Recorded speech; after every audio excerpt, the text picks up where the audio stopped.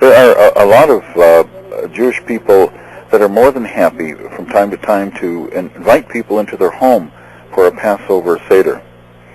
And it's a very nice and warm experience, and it's very exciting to hear the various scriptures read in Hebrew, and to go through that. That would be exciting. Yes. It kind of makes you homesick, though. I got a letter from Israel today. Mm-hmm. And one of the coolest things I ever saw that they probably think nothing about is that on the Federal Express ticket, mm-hmm. it says, where is it?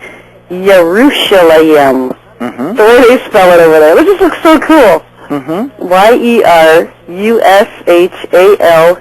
Yerushalayim. Mm-hmm. Yerushalayim. It just looks cool. So different than Jerusalem mm-hmm. with a J, because we know the Hebrew language doesn't have J's. Mm-hmm. And I don't know, I just thought that was so cool. I was going to put it on my blogger.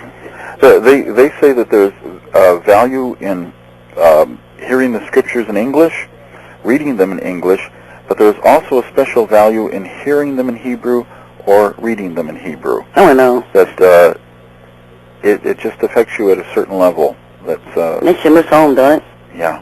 Yes. Yeah, it's our second home. Our first home's heaven. Second home's Yerushalayim. How do you want to say it? Jerusalem. Yeah, I mean, that's where we all started from. That's home. You know, we get to go back there during the millennial reign. Mm-hmm. So that'll be cool. You know, we'll be rulers, we'll be busy. People ask me about eternity, and it's like, I can't even get through now. You know, I have limited knowledge. Whatever the Bible says, I know it, and I don't know anything past it.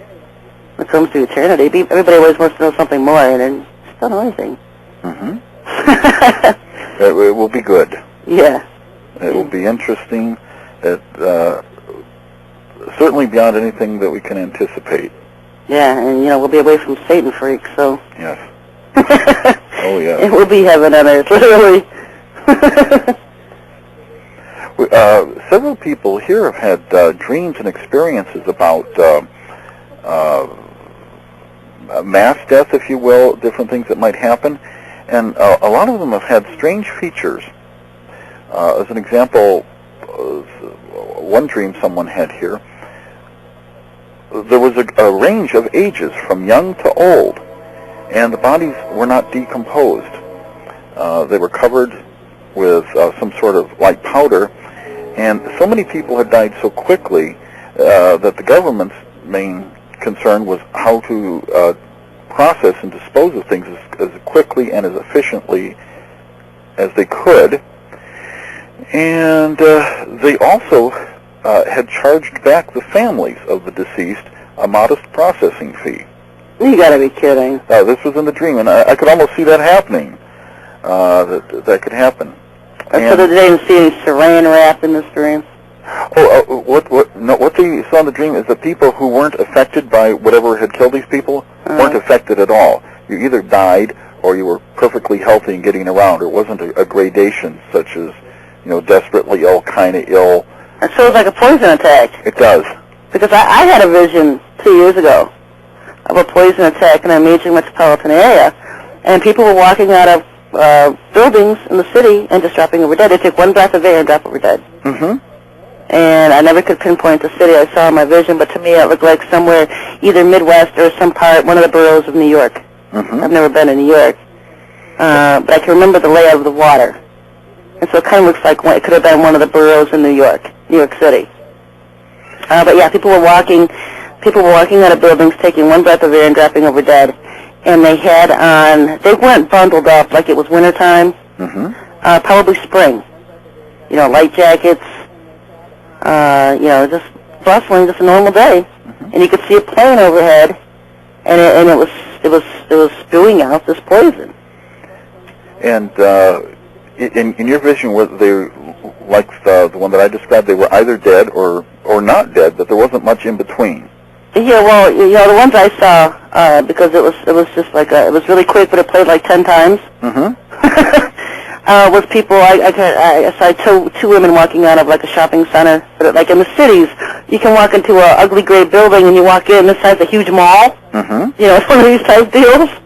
And so they're walking down the stairs. It could have been a library, but they had shopping bags in their hands. And it was like they just walked outside, took a couple of steps outside, and boom, just fell over dead. And it was happening up and down the street. Mm. When it was the middle of the day, it was sunny out. Mm-hmm. It was the middle of the day. And they weren't bundled up like they were freezing, but they had on probably spring coats. Mm-hmm.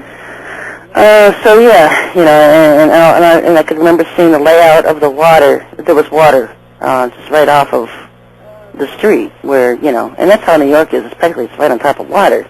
Oh yeah. But it wasn't an ocean because there was, you know, you could see it was like a channel of some kind. Mm-hmm. So I've always thought it could have been, you know, somewhere in St. Louis, Kansas, or New York City. I wasn't quite sure where the city was. It's amazing. American cities look so much alike. I'm not a traveler. You know, I just haven't been around. You know, and I haven't traveled. I've been in Virginia, and I've been in Florida. Mm-hmm.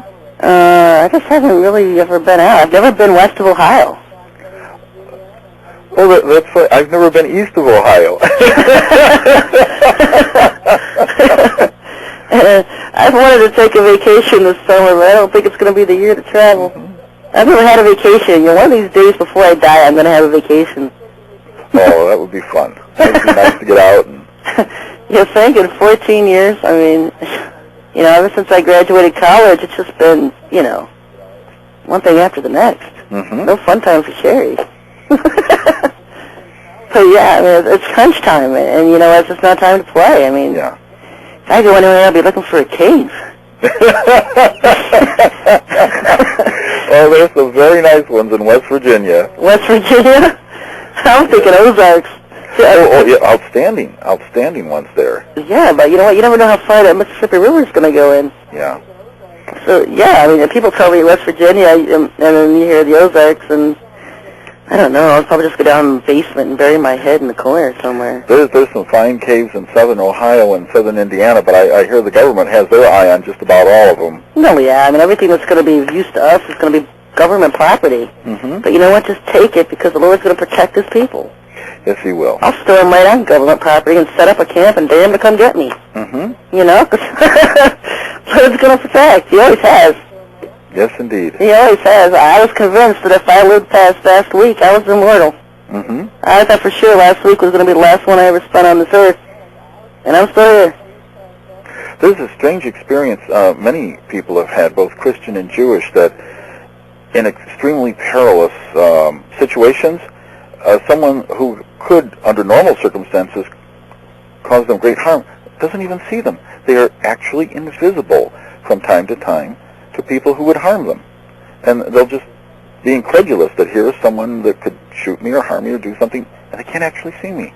It's not that they asked for invisibility, but it just happened in that time of... I know. He does it all the time. Yeah. I see it in the codes all the time. He hides his people. Hides, yeah. So they can't find him. Because I've got the term hidden in my code all the time. And that's how I was laughing at that locator device. Mm-hmm. You know, because they can't ever find me, so they throw a locator device in my yard. Here she is, and then we just find it and destroy it. Mm-hmm. I mean, it was just kind of funny. You'll see it with his people all the time. And you know he's always doing stuff. He tells me I don't know the half of it. Mm-hmm. And I know I don't, but I'd love to. You know, one of these days. I'd love for him to sit down and tell me at least a half of the half. I bet it will be quite interesting. Maybe quite amusing. Oh, yeah. When I need a good laugh, give me one of them, Lord, you know. Times you just want to sit and laugh, and other times you just want to pull your hair out of your head. And, you know, last week was one of those weeks, so I was just pulling the hair out of my head, and I said, you know, I'm tired of your people. You can have them. And I don't expect for him to say anything. And he said, what makes you think they're my people? I'm talking about a particular crowd of people that take all your time, take all your energy, and you just never get anywhere with them. They're just